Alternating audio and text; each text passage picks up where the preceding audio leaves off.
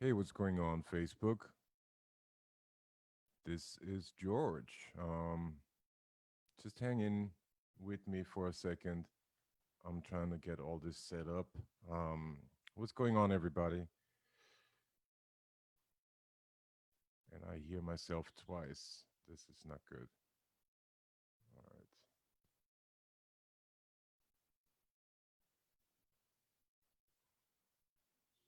there we go. Okay.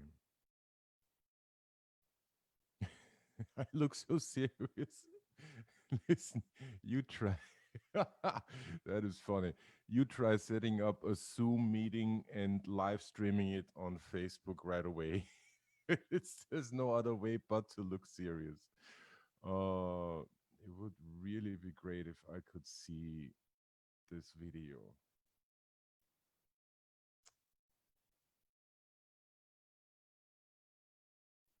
Let me see if my tech support can help me out what this is concerned.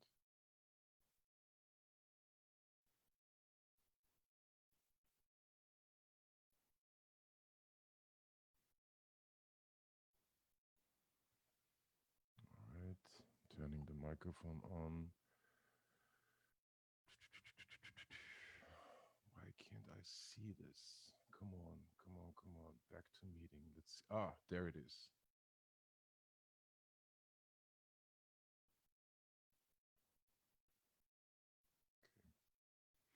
All right.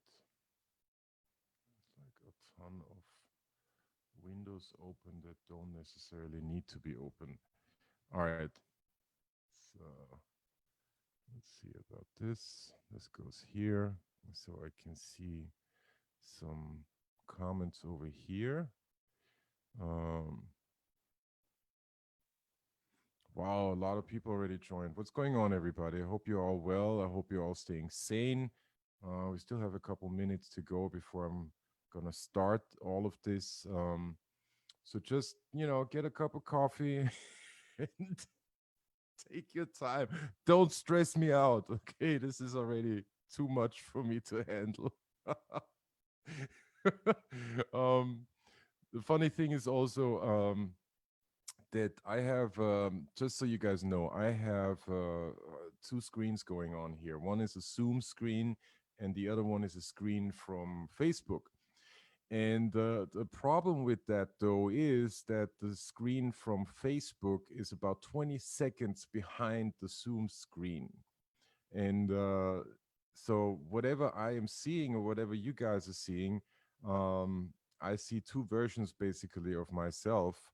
Um, one is in real time and one is in the past. So, this is technology. Wow, unbelievable. Anyway, I'm glad that all of you have found this live video. I'm so glad that I'm so thankful that you're all here, wanting to spend an hour with me.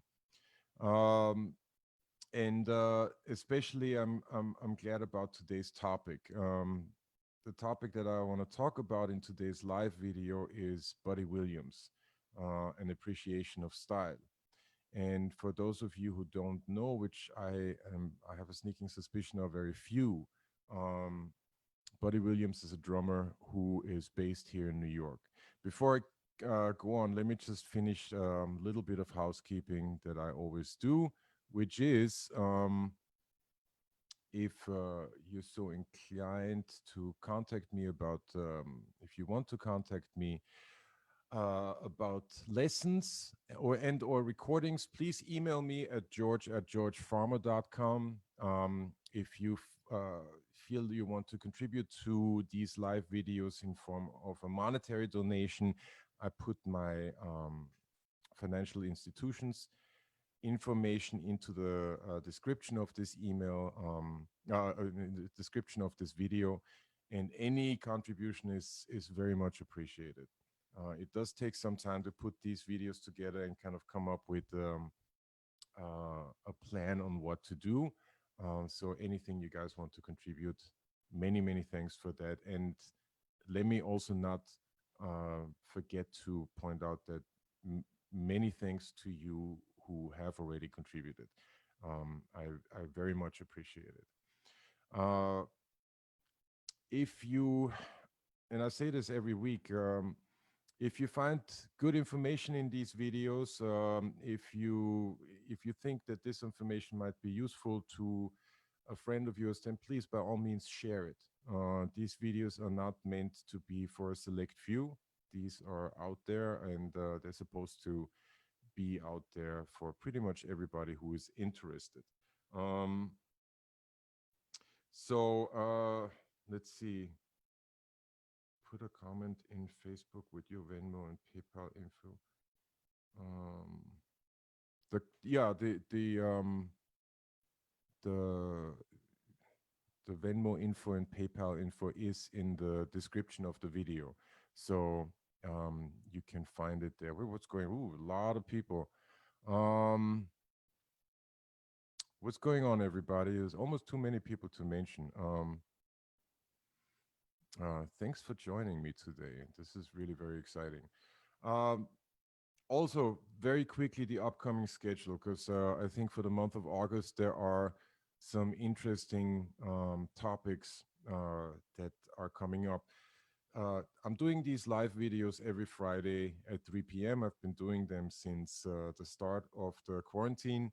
And so every Friday at 3 p.m., I am live on Facebook at George's Space Chat.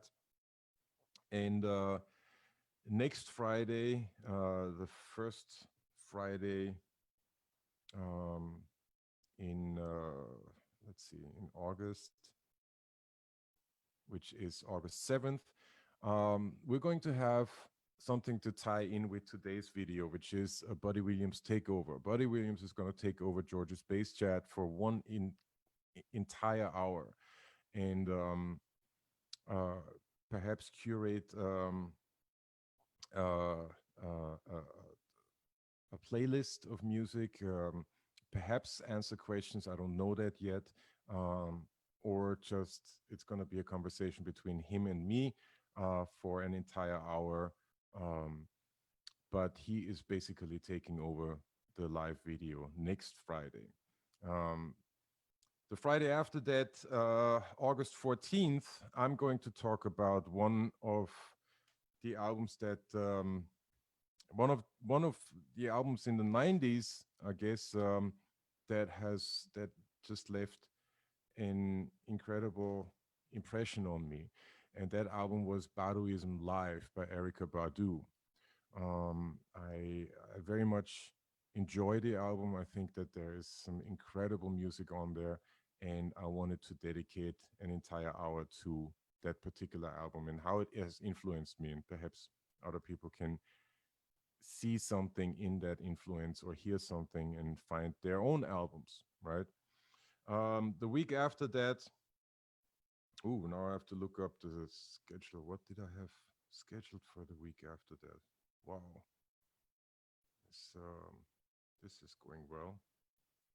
Let's see about this. If anybody sees the schedule, do me a favor and put it in the comments. Because I don't remember what I'm going to talk about.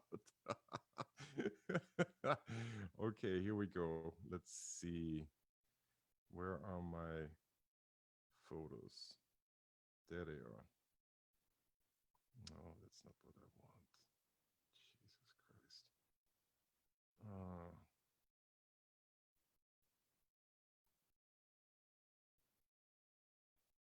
okay, here we go. Oh, August 21st, of course.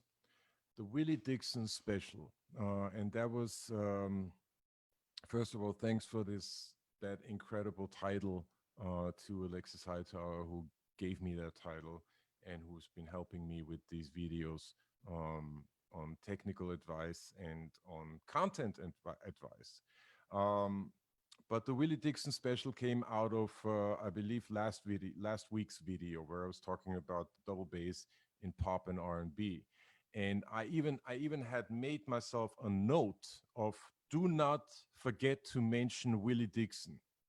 Willie Dixon, for those who don't know, was a very prolific songwriter and upright bass player who wrote songs like The Hoochie Coochie Man, Spoonful, who recorded with Muddy Waters, um, and a host of incredibly influential uh, artists out of the chess label in Chicago. So, and he was an upright bass player and a very good one at that. So, I wanted to dedicate one entire hour to Willie Dixon, and that's the Willie Dixon special, which is going to happen on Friday, August 21st. And then Friday, August 28th, I'm doing another show preparation um, email, and that is going to be about uh, uh, a workshop that I did for a show called Stax, which dealt with the music of the Stax label, which was pretty much entirely recorded by Booker T and the MGs. So that's the schedule for August. Sorry about my momentary brain fart and not remembering the entire schedule. I should know that by heart. Nevertheless, I hope you can all tune in. I think it's some interesting stuff to talk about, and perhaps it can inspire you to, dig a little deeper, as they say. So here we are. Today's video, nevertheless, is about Buddy Williams. And Buddy Williams, I entitled it an appreciation of style. Um, there are, you know, there's a lot to be said about Buddy Williams, and I'm not going to go into a biography or anything like that. All of you can look that up. Um, and I definitely urge everyone to check that out. We have here in the city of New York, in the borough of Brooklyn, or in the entire city of New York, we have several musicians that have influenced us a whole lot. Okay, who have uh, contributed to our sense of aesthetic, to our musical sensibilities, and I know that Buddy Williams is one of those musicians for me. There are, several moments in, I guess, in every musician's life or in every professional's life, I can say, where uh, you almost you almost get a sense of what your future can hold, right, or what it can be. You get a sense of this is what I want to do with my life for the rest of my life, right? Um, I know I had those moments, and what comes to mind? Seeing Living Color, the band Living Color. I saw them 3 times live, 4 or 5 times now since I moved to the US, but 3 times in Europe when I was still living in Vienna. And every time I heard them, I was like, yeah, that's what I want to do. Another moment was seeing my teacher, the great Johannes Auersberg, for the first time, and being in his room at the academy, surrounded by all these bass players who were all his students, um, who were sitting in on a lesson, listening to him, taking notes. And I first saw him, I first was in that was my first introduction into that environment. And it felt like, okay, these are my people. I'm here. Okay. And there was one moment in my life that goes even back a lot further than that. Sometime in the 80s, in the middle of the 80s, my late brother Martin Farmer um, got uh, got me tickets to see a double concert. Al Jarreau was headlining and Dave Sanborn was opening the show. This was at a concert hall in Vienna called Stadthalle, which seats, upwards of 20,000, I believe. It was a huge concert, and I went there and I saw Dave Sanborn with his band opening up, and then Al Jarreau. And that was the first concert as such that I had ever been to. I had been to concerts of art, but those didn't really those didn't really register as concerts because that was just our life, really. Um, Nevertheless, that particular concert with Dave Sanborn and Al Jarreau, that was the first time that I was at a live concert with a lot of people in a live setting. And I have I have three distinct memories. This again, I was a teenager, not playing any music. Anywhere between my age 12 and 14, let's put it right there, because I think that's approximately correct. um, so my three distinct memories of that concerts are Hiram Bullock, the guitar player, jumping from stage while playing into the audience and running around the audience. I remembered the bass player's green Fender Jazz bass, and I remembered four memories. I remembered the percussion players. Uh, he had one of those huge shaker rays, enormous, and he would throw it up and everything. And then I very distinctly remember the drummer's afro, believe it or not. Okay. Uh, of course, the great Hiram Bullock is no longer with us, and has left a distinct hole in, I think, the cultural environment of this city. That's just how strong of a person he was and how strong of a musician. Um, the percussion player, unfortunately, is also no longer with us. That was the great Don Elias.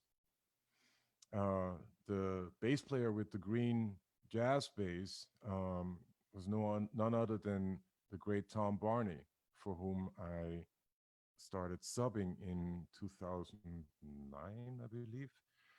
No, that's not right. 2005, not 2009. And the drummer with the great afro, with the huge afro, was none other than Buddy Williams.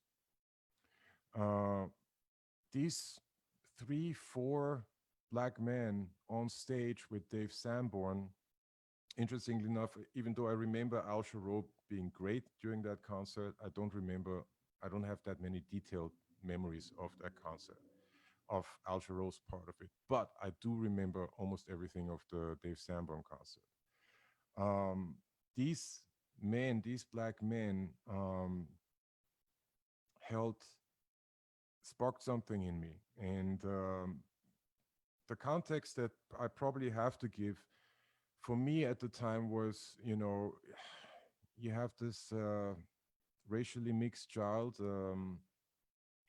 racially mixed teenager in the city of Vienna, not a lot of black folk, okay?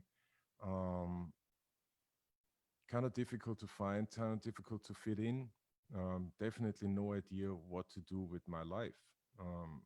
Because also I did not necessarily see myself reflected in my environment. Yet at that concert, there was a reflection. And the reflection was on stage, were these people on stage, these musicians on stage. Um, and that was a very, very important moment that kind of stuck with me throughout. 48 years now. So for the last 30 years or something, this has stuck with me and has influenced me. The fact that these men were up on stage playing this music and making, a number of people in the audience feel good. Um, the fact that they were incredibly proficient at what they did, and the fact that they were, period, made all the sense and made everything kind of come into place. There's these moments where, you kind of see your life, and you have these various paths in front of you. You have like an avenue in front of you that spreads out into various paths, right?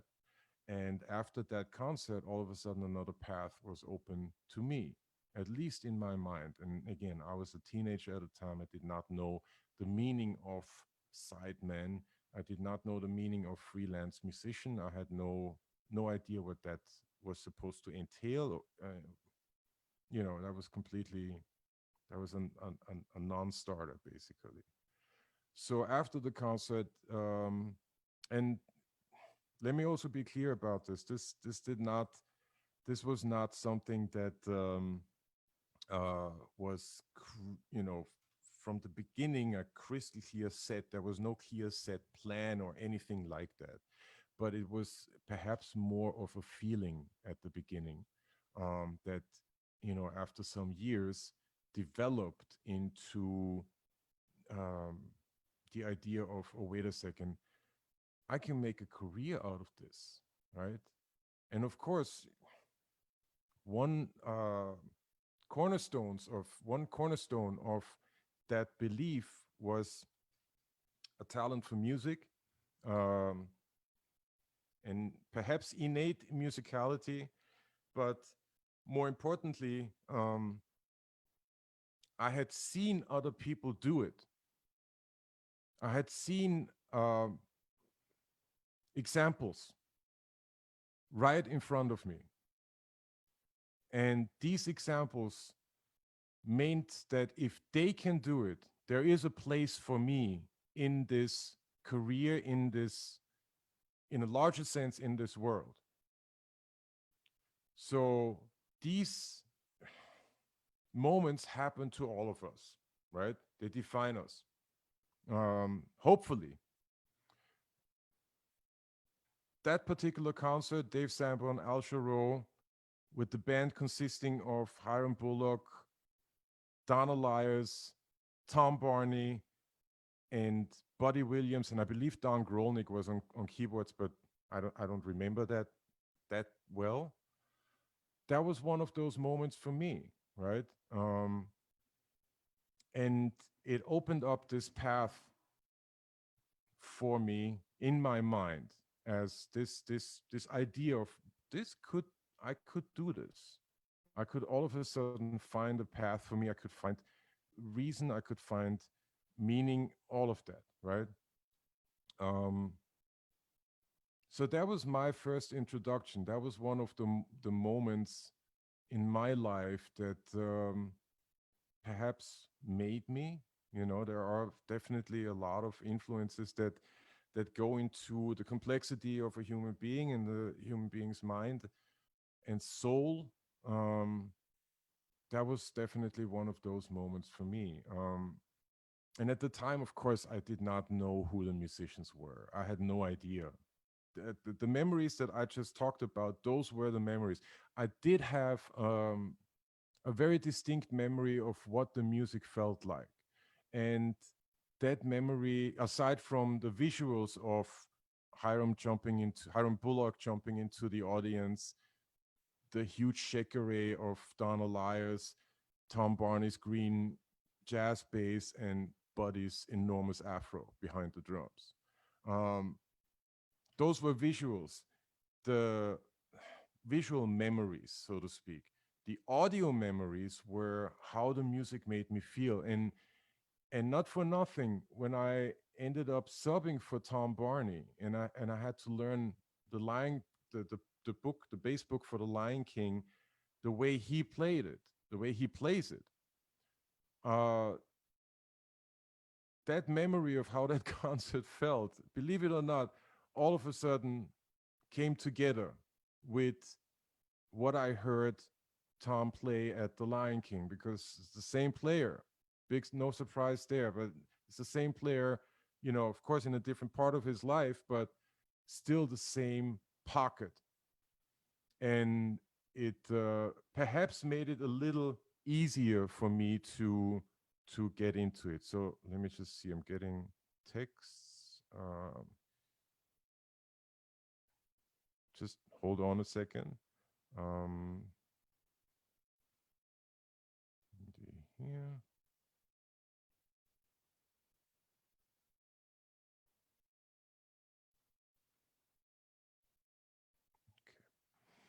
Um, so, uh, where was I? Yeah, all of a sudden there was context in my life, or there was the beginning of context in my life, or a different type of context, a different path that had not, been there before. Um, and perhaps now is the best time to bring Buddy on. Let's see, what time is it? It's 3:20. So we'll have some time, I believe. Let's see about this. Hey, what's going on, buddy? All right, buddy, do me a favor and connect your audio so that everybody can hear you. Okay. Cannot hear you yet. Hold on. Unmute. There we go. Say something, buddy. Okay. Oh, the picture came up and it said unmute. Yes. Yes, you are live. Oh my God, I'm scared. You know I'm not cyber. Come on, bro. Listen, you see me blushing here, okay? You see how how difficult this is. I completely. By the way, let me just say that a quick apologies to Leo Traversa. I meant to text you, my man, and I totally forgot to text you. There's so much going on here to get this set up. I'm glad that you were able to join, though. So let me. LT is the man. LT, exactly. What's going That on, boy buddy? is fierce. I'm good. I'm nervous. I'm trying to not. You and me both. Now you know why they put me in a drum booth and close the door and say shut up and don't say nothing until I say 3, 2, 1. That's usually the kind of directions that I get. Yeah. Just Me and you, brother. Me and you. don't look at anybody. Don't say Yeah, anything. yeah. Just They keep me play. caged up. Okay, bam, bam, go. Okay, stop. 5, 4, 3, 2, 1. Ladies and gentlemen, thank you for George. Thank you for George. This All is a good. great man here, and I don't want to hear it. I'm gonna be quiet now and not ruin your show. No. You need a lot. You have a lot to say. So I wanna like we have a lot to talk about. All right. Okay, brother. Here's the thing. As you know, first of all, how are you? How's your family? How's everybody? Excellent, excellent. And the doctor Excellent. said I'm excellent too, so I'm good. Okay, that's great. That's really good to hear. Um, how are you dealing with the pandemic? What's going on with the quarantine? Um, How's it it's affecting it's you? it's It's a lot. uh, um as a earthling walking around wearing a mask, scared Yes. of some of these weird people that don't want to wear a mask. A Yes. lot of people are in denial. They don't want to, you know, Yeah. it's different if you're playing uh craps or roulette at a Vegas table, but to put your life on the line like that and not at least humor Yeah. yourself and cover yourself up just in case this is real. I almost Right. said one of them words, George. I'm trying to be a good boy. No, it's But it's all good. this This shit is real. right. Before Right. we say another musical note, this stuff out here is real and it's Yes. killing people. And Right. whether the scientific guys are trying to blame it on 5G or a virus or whatever it is, It don't I don't matter. want to leave here no time soon. I got a family and I got more music to play with me and you and the rest of our friends that are watching. So Hell yeah. wear Hell your yeah. mask. Wear your Exactly. mask. That's not messing you up. Do like my sisters. These sisters are killing it, man, with the masks that go with the outfit and the Uh, thing and everything. So I wear your mask. My yeah. granddaughter did a video for Winton and them, and she goes, "Everybody wear your mask. Everybody wear your mask." Journey. I mean, Hell that's yeah. out of the mouths of babes, seven Yeah. years old, Yeah. dancing in Yeah. the backyard. Everybody wear your mask. So Yeah. wear your mask. Yeah. Okay, I know that's a public service announcement, No, but no, please, family, wear your mask. Okay, this I'm gonna is be what quiet now. this is what we need to hear. There's no doubt about that. And I'm glad that you brought that up because I'm usually in these videos talking about the topics and I get all flustered and I lose my thread, my line of thought and Yes, whatnot. yes. And it's easy to believe that it doesn't affect me or that this shit is going on out there. Okay. Yes, brother. It still is going on out there. Okay. We have 150,000 people dead. Those are real people. Real Those are people. real people. That's no coincidence. No Exactly. bomb dropped on downtown Manhattan like we Exactly. had, or Exactly. Hiroshima. We can name all them places where the bomb dropped. This is Exactly. some stuff that's killing our folks and y'all are trying to coinky dink. I don't think so. Yeah, yeah, Uh, yeah, yeah, Come yeah, on, yeah. y'all. No, no, It's I very totally. simple.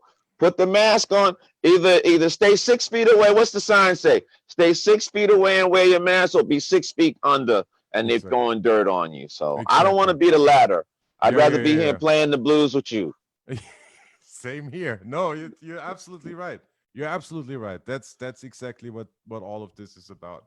And that's Thanks, kind of, George. the videos, the live videos that I've been doing kind of came out of that, in the meantime, George's Space Chat is 715 strong, which blows my Beautiful. mind. I mean, Thank you. that is incredible. You know, Thank you. nevertheless, there is a reason why these videos are happening, and that reason needs to be in everybody's, in everybody's back of their mind. Yes. And that is the Yes. pandemic, that is the Yes. quarantine, that is the Yes. fact that this Yes. shit is totally Yes, sir. deadly. So Yes, sir. I'm glad that you brought it up. I think it's so important, and it cannot be overstated. So Sorry, George. I just sent a picture. I sent a note to my sister who says I'm watching. Hi, sis in Denver. Listen, these are wonderful musicians that made this guy here. So I have to at least acknowledge them.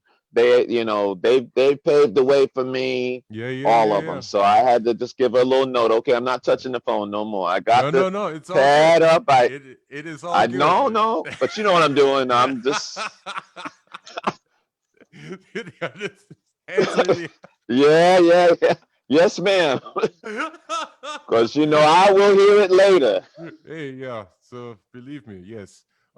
Nevertheless, that actually ties in very well to what I was just talking about earlier. I don't know if whether you had a chance to hear it, No, I but I stayed was in the holding area like you told me to. I didn't perfect. touch anything. All I right. don't want to break nothing. No, one Honest, thing. I'll Well, hit a button and erase us, and I don't want listen, to I do that. am I am in the same boat. Apparently, when this quarantine, just quick side note, when this quarantine happened, there are all these webinars going around by Berkeley College, right? Yes, yes. And Patitucci was sharing a story that he was getting acquainted with his home recording setup and hit the wrong button, and Whoops. it was like a Hiroshima type effect Whoops. where he would have lost everything, so he basically Whoops. had to step back from it Yep.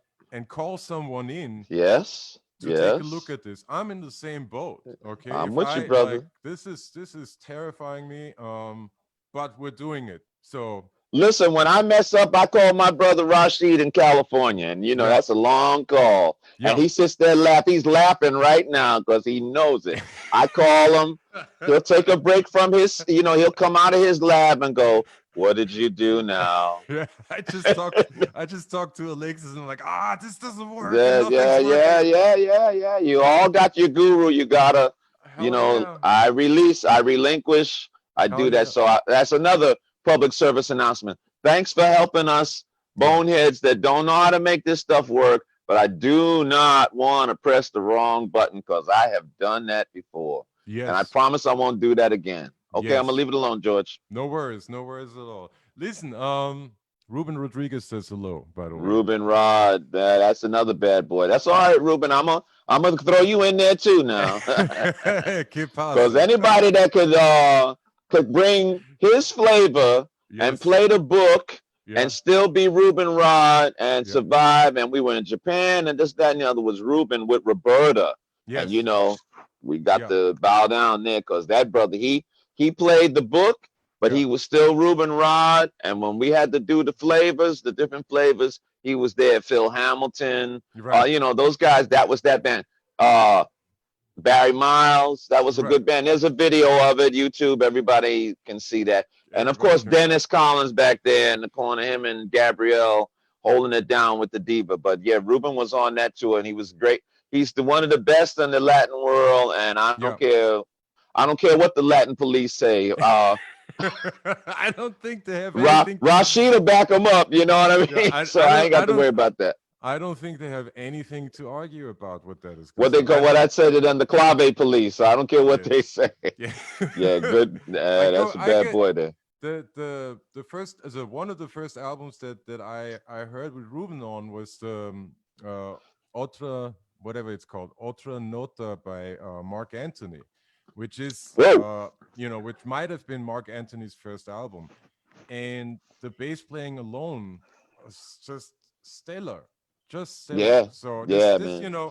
this a lot of what I do here with this live video is kind of trying to share my influences, sharing how important it is to have a good understanding of what your influences are, Right. where you get stuff from, because those are a lot of questions that I get in the context of playing shows or in the context of playing live music or freelance gigs, where how did you come up with this part, or how did you come up with that part? to Exactly. that to that to that point, what I was talking about earlier was moments that sort of moments in everybody's life that sort of, I don't want to say define you, but that definitely open up a path that wasn't there before. And I was sharing with the people in the audience um, that Hmm. that concert in the mid '80s that I saw you guys play with Dave Sanborn, um, opening up George for. was there. George was I there. was there. Yo, George's face was like this. He wasn't tall enough to be over the band. I'm gonna tell on you, boy. His face, he wasn't tall enough to stand up to the bandstand. All I saw was Kilroy and his nose and the rest of his head, but his eyes were focused. And here we are, how many years later? And he said, "You know, I was there, and I remember Tom's green bass, and that was the code." I went, "Oh, he was there. He saw Tom Barney's green bass, goes, I don't even think Tom's got that green base anymore." Right. But I digress. But George, Yeah. yeah, Yes, I was there. thank you, bro. And Hiram with no shoes on, right? Hiram, no shoes, Hiram with jumping, no shoes on, jumping from the jumping. stage into the audience and running around the audience. And this was an outside gig No, with that the was inside. ground, right? That Oh, was I don't inside. remember. That was inside. It was at a place called Wiener Stadthalle. Okay, You know, but yeah, that was Hiram Vienna, jumped. boy. Yeah, he jumped off the stage into the That's him. audience. That's him. Um, another memory just came to me, and that was uh that kind of speaks now, aside from the visuals that I remember, because I do remember your throw behind the drums, believe it or I just not. got a haircut. I'm sorry, guys. I'm Same sorry. here, same here. Ah, See that? I'm sorry. I'm sorry, folks. I'm sorry. Go ahead, George. Go ahead, George. Go ahead. Go ahead. Exactly. I Do had to your clean, thing, brother. I had to clean up today, so there's Do just your thing, brother. Do no your two thing. ways about it.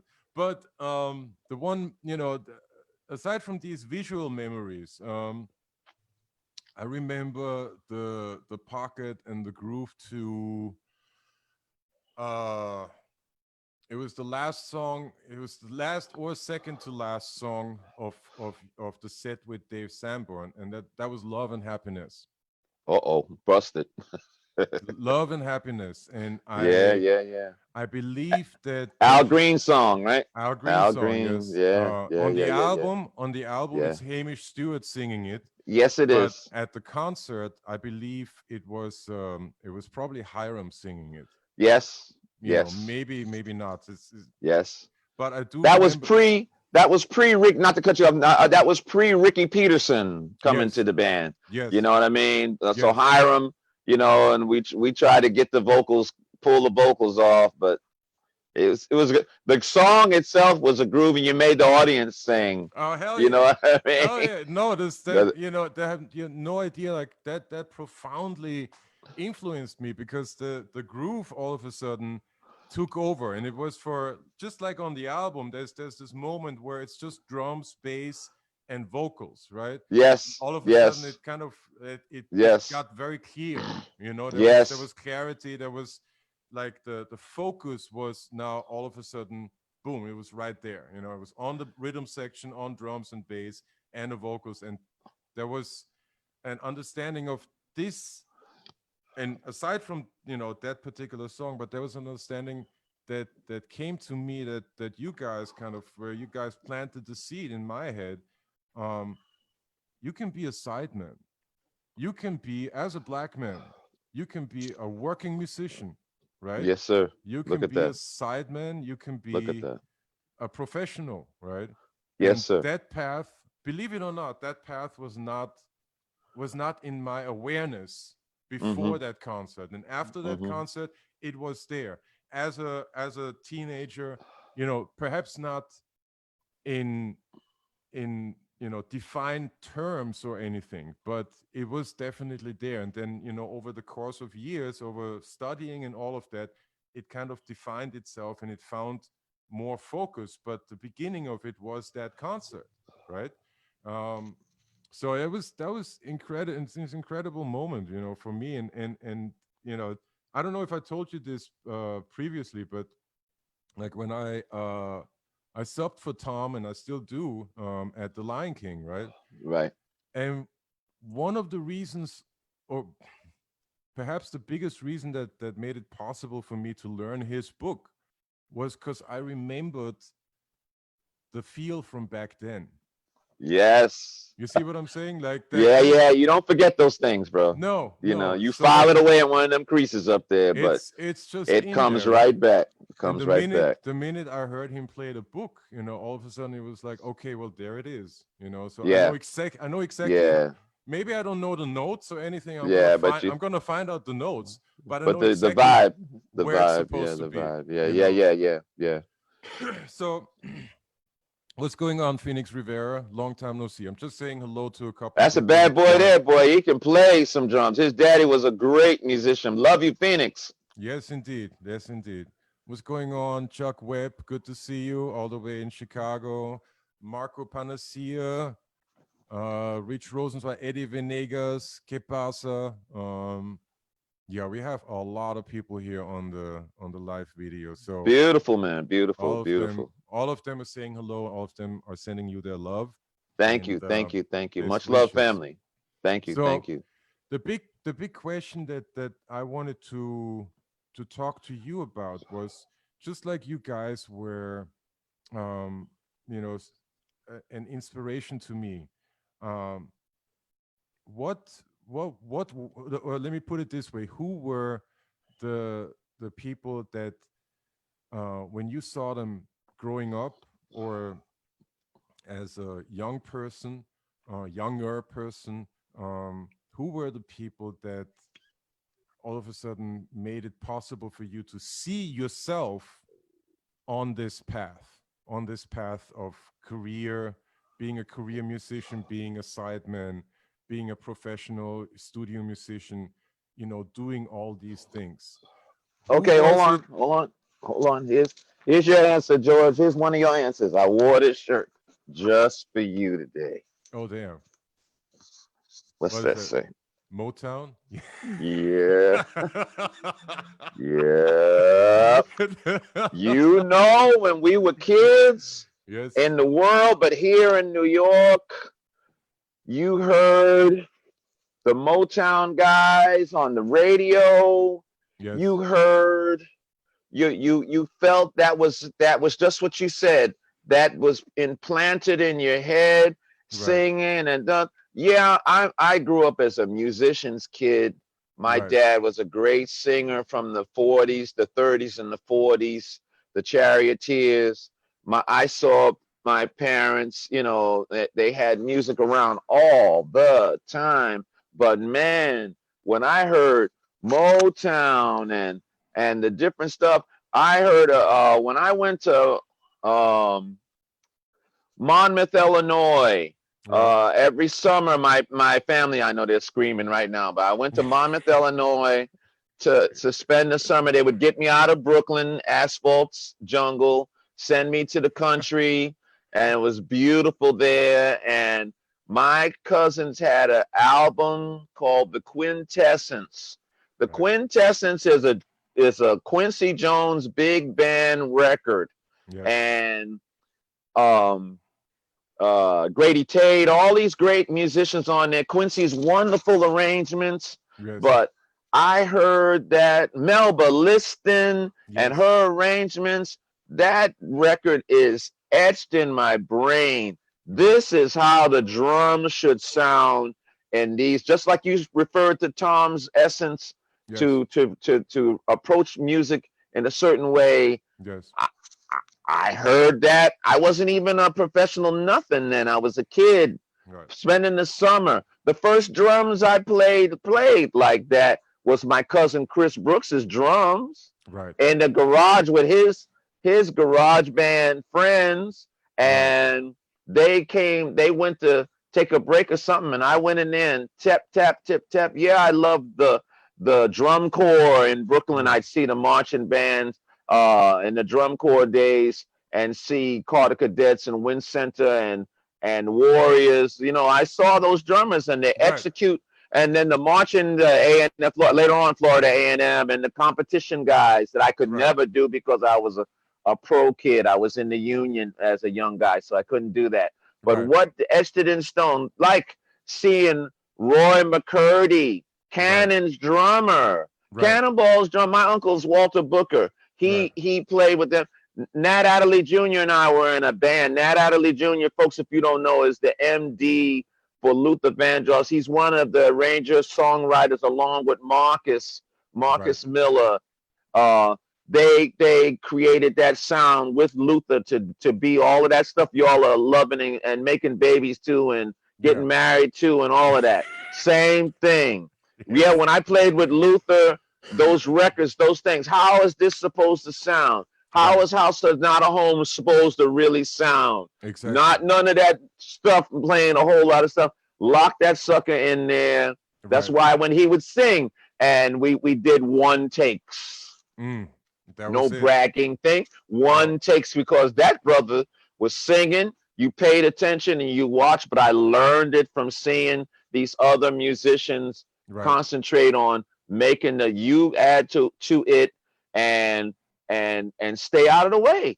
Right. You Right. Right. accompany whatever's the focal point, Right. and Right. you pull your part, just like you're a great carpenter. You Right. know about the how to make the building work and the Right. gravity and the Of course. beams and the thing, Of but course. you know the Of course. structural. That's Of the course. word I'm looking for. The structure goes like this. Right. This is this. Right. You're the drums. The bass is locking in here. You do your part here. If Right. it's Rashid playing the flute, or Nat playing the piano thing, or Yvonne is singing, or Sass or Roberta, if they're Yeah. singing, if they're doing, stay out of the way, play Just your part, keep it moving. But I saw these guys. right. Yeah, I saw Billy Cobham. Can't play Right. that stuff, brother, believe me. Mm. Mm-hmm. But Those guys, like Tony Williams. Look at that. Look at right. that. Who Right. was the foundation then? Oh Lord, these drummers are gonna kill me. All the foundations, when I used to see Miles, or you'd hear Miles, that was Ron Right. doing that thing. And Right. Tony, that gave Tony the liberty to go off like that and then come back. But Right. Ron and Herbie were holding it down. But that was foundations. I saw those guys. I saw Ron. I Right. saw Herbie. I saw these guys. I grew up around them. And Not all of as those a guy in the band. Those were influences, you right. And know? all of those acts you saw and those musicians you saw kind of started sparking the idea inside of you that Like you said, oh man, I could do this. I can do this. I can be a part of this. There's room for me I went to here. music and art, bro. Yeah, they prepped me for a certain thing, but Rashid and Nat and Earl McIntyre, Right. Noel Pointer, Right. and they put a group together, and they allowed me to play and stumble and bumble with the drums, but I learned right away, Yeah. don't do that, do this. Right. And then as we grew and rehearsed in the Apollo, Right. and they throwing us in situations because, hey, the drummer's not here, hey, the Yes. bass player's not here. Francisco Centeno was in that band, Frankie. Frankie. Bro, Yes. that was the baby boy. Right. Rashid and him lived in the same projects, the Casbah, behind Lincoln Center, as we know Lincoln Center, Lincoln Center. No, But no, those Frankie. buildings behind it, which now Music and Art is there. Oh, excuse me. Fiorello, H. LaGuardia. We went to Music and Art, the real one, 135th Street, brother. 135th Street is City College, okay? In the Okay. right-on days. That's why when they Yes. fuss at me about my afro and my things, bro, I was in my own natural environment. There was Yeah. no That was thing. the So you yeah, we couldn't could play. We played. We loved Train, but we Right. loved Jimi Hendrix. Of course. Now, Of course. Of course. So all of but that, when we had all to of go that, play those wedding gigs, those yeah. jazz gigs, that stuff, we didn't know that we were going to be that. But yes, I saw these other brothers that did that, the influences. I'll say it again. Roy McCurdy, Right. Jimmy Cobb, bro. That's a Yes. Rolls Royce on the drums. Yes, Yes. Mr. Roy Haynes. Yes. Roy Haynes. Lenny. I saw Yes. Lenny with Lenny White with Freddie Hubbard Okay. at the East. The Yes. East is here in Brooklyn. These are all old clubs that was like the thing. Right. Iyanla Van Zant comes from the East. Right. That woman was the wife of the guy. Him and her put that joint on, and they put gigs on. I played with Doug and Gene Carn. Right. Gene Carn, that angel. Doug Yes. Carn, the great writer, keyboard guy. You Right. play with those guys because you see Cannon, you see Nancy, you see these guys in their ensemble, and I imitated that and tried to stick to Right. Right. the the template, if I Right. may Right. Right. use No, that. you're making a lot of sense. You're making a lot of sense because You it is know? important. Like the reason why I'm asking this question, of course, like my influence or I shouldn't say my influence, but my environment, yeah, as a musician is the environment of a freelancer, and as part of Yes. that, there's a lot, there's a lot of work that I do in musical theater, as I know you do too, right? And it doesn't always seem as if people like us are represented in that particular environment. And Yeah. Well, we know. the reason why I'm bringing this up is because it's important for everyone out there to understand that I'm doing what I do because I saw you guys do it, right? Yeah, and I'm doing what You I do doing because I saw Bob Cranshaw. Let's start there. exactly, Go to that guy, Bob exactly, Cranshaw. Those exactly. Grady Tate is my guru, my Yes, mecca. I bow because Grady could play anything, he yes, could read anything, and he was always smooth. The always water, smooth. he was like the swan. What the Wayne said that.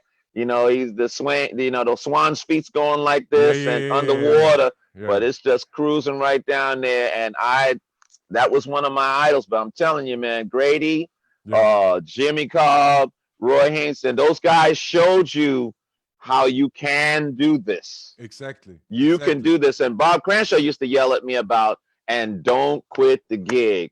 I Right, quit the gig because I went to play with Bette Midler, and I'm somebody's daddy. My right, kids are grown now, but yeah, Saturday Night Live, when it first started, right, I was there. But those guys got mad at me for jumping to go right. play with Bette. But Bette's money was real. It's her first tour. Yeah, Nobody knew who she was. right. Here we are 40 years later. Who did I just play on Broadway with, George? Bette Midler. Who did I just play on Broadway with? And I'm Yes. not a Broadway guy. I don't want to say it like that, but I'm not. Right, You know what right, I right, mean? right, Those right. are events to me. The Mr. John Miller took a chance and called to see if I was available. But Yes, acts of God, brother. yes, Alhamdulillah. Acts of God. yes. Cause I said, yeah, tell her hello. He said, oh no, you come down here and tell her yourself. Who'd have thunk it? Who'd have thunk it? So you better show up, shut up, and play the music. Show up, shut up, and play the music. And I can't say Yes. the rest of that because we're on TV. But Okay. yeah, my influences are yes, Grady, Yes. Roy McCurdy. I keep saying Roy McCurdy because Roy McCurdy was with Cannon, and Yes. he was just In there. right Yeah. along. And I mean, he played some great. Aieto Morera, brother. Come on. Oh man, that's another show. Yes. That's another show just to That's show his influence of playing the drums, the yes. percussion, Yes. and he sings. Yes. And he writes and he sings. Yes. He made Miles sound good. Everybody that you put Aieto in the mix, he's gonna make it sound even better. I I saw it saw with when he did Miles. Well, I yes. saw him with Cannonball and them first, Right. and then I saw him with him and Flora, and then I saw them their group. I learned those Brazilian tunes from Uncle Bookie and them, but Right. Aieto etched it in stone in my brain. So when I I will say who is my influences, guys like that. let me just add Please do it. one moment, one moment that is kind of etched in my brain. I saw a video. I don't remember whether it was a video or whether it was a live concert of Ayrton. Now in the in the Woo. time of YouTube, it kind of all gets blurred into one big thing, right? Yes, Your sir. memory. But Ayrton is on stage with a pandeiro, right? And he's Yes, taking a sir. solo, right? Yes, And sir. this really ties in with how you play the drums in particularly. So here's Ayrton, and he's taking a solo, and he's singing, and he's going off, and he's doing like this whole free kind of thing. And then he goes in this samba school groove, and Yes. I kid you not, and he plays every part on the pandero, every Yes. part at the same Yes. time, right? Yes. And Yes. fast forward to just a couple of years ago when we were on a gig together, and I think it was one Yes. of Alexis's gigs, and she presented the music to you, and she had programmed some music, right? And it was percussion and drums and sort of uh, electronic sounds and whatnot. And I see you listening to it, and within a number of seconds, it really didn't take very long. You played every part of what you had just heard on the set, on the drum set. Every part, be it drums, be it percussion, be it programmed, be it artificial sounds, it didn't matter. All of a sudden, everything was there. Just like Ayrton playing an entire samba school rhythm on one pandero, you Yeah. managed to make like all of that sound, distill it into what you were doing in front of you with the drum set. And that, I mean, that is an incredibly technical, advanced way of technically and musically advanced way of playing music. um, but I think coming back to the first, so I just wanted to share that because I do see and I do hear the influences in your playing that you just talked about, like the Yeah. Graham Those. Tates, Yes, the sir. Arieta Yes, sir. Moyeros. I like Yes, that sir. is noticeable.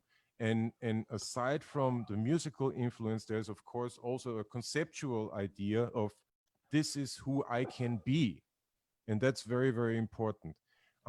Again, coming back to the environment, um, when you look into pits, very often you don't, when you look like us, you Oh don't see yeah. yourself represented. No, you And if don't. that doesn't happen, you don't necessarily, it doesn't necessarily start the spark of this could be me. I could do this, right? Exactly, exactly, exactly. So Yeah. that's why it was important, for me to bring you on today, and I wanted to also thank you, because you have been an inspiration to me and to countless other musicians, over the decades now. For those of you who don't, know this, but take a look at Buddy's discography, take a look at his credits. It's pages of music. Okay, there is so much that we actually, or that I decided to do this Buddy Williams takeover next week. Because it's just too much to talk about. You know what I Thank mean? you, George. Yes, Marcus of said course. that too. He You played know, my single. He played my single on his radio show. I know, shameless plug, but he played my no, single. it's He played my single on his Sirius XM thing. And when yes, he read the thing, he said, "Buddy, you got too many people on here for me to name that you played with." He named all the gigs that me and him were on, and he said, "And there's a whole lot more. Y'all just." He did what you said. Look at his discography and look him up on his. You'll see it. And then he yeah, played the song, but yeah, listen, I'm blessed. I don't disagree. I didn't plan it that way. I thank everybody for allowing me to participate in their musical endeavors because I sure didn't plan it like that. I'm real happy about it. I'm right, sure my kids are happy. They're very grown and very happy. My wife and right, family who right, support me and my cousins, and there's a lot of them, but they are for real. But they were yeah, all musical. They were influenced by my dad. I keep right, going back. My dad, he was a very smooth cat. He could sing. He was a baritone. He arranged those vocals with the guys with the charioteers. That's right, oldest. I'm gonna sit right down and write myself a letter, bro. right, You hear that at 3 years old in your house, just like the carpenter sees dad build a boat in a building, and you right, see dad as a fireman or a plumber. I Right. saw this gentleman play the piano and Right. sing, and I saw those old, what we now call videos. You Right. still see them in different old movies like Hell's a Poppin', or like you say, YouTube. Right. But that was my influence. Right. Now, I got to say this for the folks since they want to hear this stuff. I know. My dad and them wanted me to play that piano, play that piano. Oh, piano lessons, piano lessons, piano lessons. Play that piano. You know my knucklehead. Excuse me, Ada. I didn't curse. I'm sorry. The That's okay. knucklehead wanted to go outside and hang with my boys, like in Spike Lee's movie Of when course. Denzel was the trumpet guy, Of course. and Mo Better, and the kid wanted to do what? Go outside and play ball with his boys. And Denzel said, "You gotta practice first, practice, and then you can go with your boys." But when I saw that my grandmother and my father and them wanted me to play in church across the street here, Right. Buddy was like, I don't want to play in church. I want to hang out with the guys and play jazz and do something else. So what did Buddy do? Buddy kept wanting to play the drums, play Right. the drums, play the Right. drums. Now the drums in an AME church in those days, 50s and 60s, there was no drums in my AME church. The Right. Pentecostal church down on one block away down on Reed Avenue, Malcolm X Boulevard, Right. they had a Church of God in Christ, and those cats were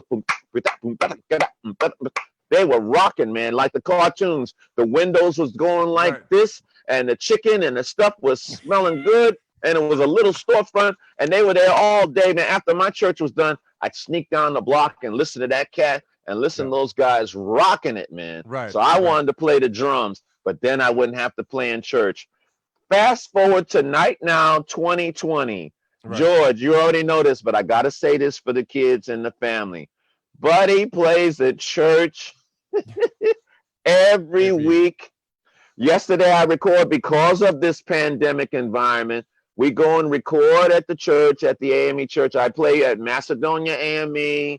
They're on the Facebook and the platforms, but I right. play for them, and then it broadcasts on Sunday. So all them Brookses and Williamses and Small and Littles, all them family members of mine, and the Magruders, don't forget the Magruders, they laugh and say, "See, you tried to escape playing at church, and now we It can't get you out of church." it didn't work. Yeah. Yeah. But you know the saying like this, and then I'll get back to you. The, We make plans, and God laughs. right. I'm not Al Sharpton or Jesse Jackson, No. but I learned it the hard way. Right. We make plans, Yeah. but God laughs. So Yeah. I'm appreciative to it because, man, after I started playing church gigs, because this is coming back to you, George, you're gonna Yes. start blushing. I met George family when he was grown and came to New York. And where did I play with George? Church On gig. a church gig, Riverside Church for Christmas. I came in. None of the guys was there. Shelton wasn't there, but Joseph Joubert. Yes. Shout out to the great Joseph Joubert genius. Shelton Beckton, Joseph Joubert, Zane Mark. Yes. Oh, where is he? Where is he? Daryl. Waters. There are Waters, thank you. Those brothers, man, they would write some stuff and they'd say, "Come here, man. Come here, man. I want to do this thing. Just Right. play it. Just Yeah. play it." Okay, I gotta say that because these guys need to hear it. You got these arrangers that hear it. Yeah. Shelton asked me one time, he said, "Buddy, about a 6/8 beat that church, church has the little 6/8, 12/8, Right. and he wrote a new arrangement for the old hymn that goes, Jesus, Jesus, oh wonderful child." So he Right. said, "Now," he said, "Oh, I like that, buddy. I'm gonna do that." He did that for the three more tenors. 6/8 groove, just took it. He said, "Like that, right, buddy?" I went, "Okay." Yeah. But I'm just saying, church. Right. Church, Very, very jazz and church, important. jazz and spirituals, New Orleans church, Yeah. Africa church. Yeah. It's all tied in together. I know, but I gotta say that I came and played that Christmas show with you. I had played that Christmas show 18 times in a row for years. Right. You were right there, and I didn't know you then. I didn't recognize you then, but I knew we had to come and play this thing. Yes. And the environment was a little hostile, but I won't dog the church. You know what was up. It Yes. was a little hostile, but we came. What did I just say to y'all? Show up, shut Shut up, up. play the music. Richard T Exactly. used to say, "Well, Stuffy, you know, you took this gig. Don't come in here complaining now." Yeah. As he had that cigarette and blew the smoke out his nose. Right. So show up, shut up, play the music. But my blessing that day, if I may use those blasphemous words, was I came in, my drum Butch set my stuff up. I Yes. sat down, and we were at a door, and the wind was blowing in. You know, old Riverside Church is an old cathedral, so ain't no Yes. heat. Heat No. is a joke. We Yeah. played in our clothes and the coats and stuff until it was the downbeat of the 8 o'clock show that night. That's But correct. George, ladies and gentlemen, made the book his vibe. He put the funk there. He put whatever it was supposed to be there. He played it like he had played it the year before, the year before, and the year before. So he made it a pleasurable experience because he said what he just said. How can I put me into this and play the music and then get paid and go home and not get Exactly. thrown out? And Joseph Joubert put us together. I Yes, thank indeed. you, JoJo. I know he's going to get me for saying JoJo on here, but thank you, Joubert. Joubert's the one that got me on a lot of things. I Right. mean, but he stuck up for me for this Motown thing. Him and the great Brian Stokes Mitchell. Now Yes. that's a bad boy there, man. Mm. Same thing. I played with this opera guy that's an arranger, Mm. singer. He's the top Broadway black man. Right. Him and what's the brother's name? Norm Lewis. Norm Lewis, of course. Those brothers are leading dudes, Yeah. leading, quintessential. I Yes. just played with Norm with Vanessa Williams Christmas time. Speaking of Christmas show, but my point is, what you just say, we're not represented well. So Yes. when we do, we have to be Yeah. triple threat with that stuff. Yeah. And yeah, I played a situation with uh, Joubert and Brian Stokes Mitchell. But Brian Stokes Mitchell and Joubert, the reason why I was on Right. Motown, Exactly. because Exactly. somebody else was there. But I thank God for the blessings. Okay, George. Next question. I'm sorry. I No, no, went no. I went I went Listen. down 95 to No, to no. to the south. It's all good. It's all good. All I'm roads lead all roads lead to crab cakes and what's that, tenderloins. Sorry. I'm in the Oh, I'm in passenger trouble. seat. It's all good, man. I do not have a problem with any of it. Um, but yeah, you're absolutely right. There's a question of representation and how representation influences us and how it as I said earlier, opens up avenues in your mind on how to see yourself that Exactly. had not been there before, and that's what you guys did for me. And I know that those are, that you have people like that as well. And that's kind of what I wanted to talk about today, because we could go on for hours here. There's a lot of music, obviously, that you have played that I have played very, very little in comparison, right? But there's a lot of situations where we are facing similar, or perhaps situations that are coming out of being a freelancer. Yes, sir. Um, so I want to close for today, by saying, folks, tune in again next week, because next week Buddy Williams is going to take over George's Bass Chat.